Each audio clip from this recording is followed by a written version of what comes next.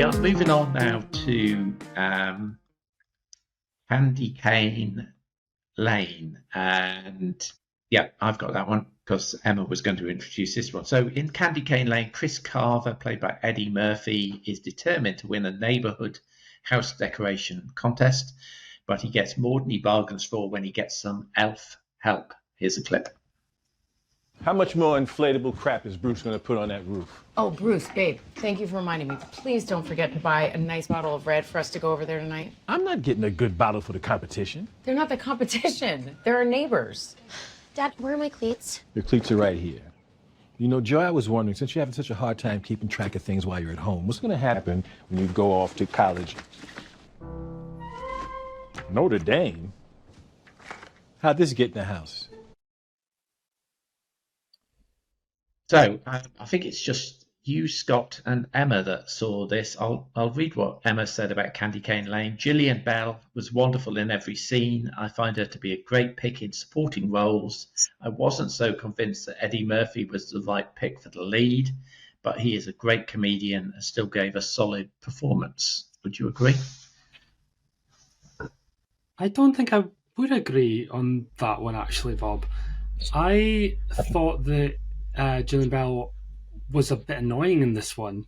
Compared to last year, she had a Christmas film called Godmothered, I think it was called, and she was excellent in that. I really enjoyed her in that one. This one, no, I thought, I don't want to quite say over the top because it wasn't quite that far, but yeah, just a little bit annoying.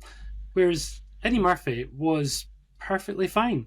We don't see enough of him these days, which is disappointing because I really enjoy Eddie Murphy and I'd love to see him do more work. But this one, it seemed quite easy for him. He was just playing a likeable guy, and the family, I liked the family. All the characters were quite likeable. The premise itself, I found it had a good concept. So the idea that he is part of a street that are holding a competition for the best lights, and in order to try and win this competition, which they found out also has a cash prize, he essentially sells his soul to this evil elf played by Gillian Bell.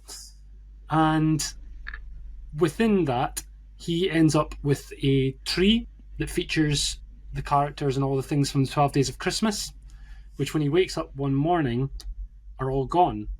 And he is essentially the victim of a plague of all the things that are part of the 12 Days of Christmas.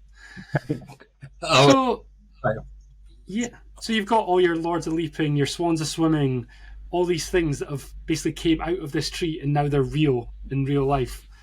I thought it was kind of a fun idea.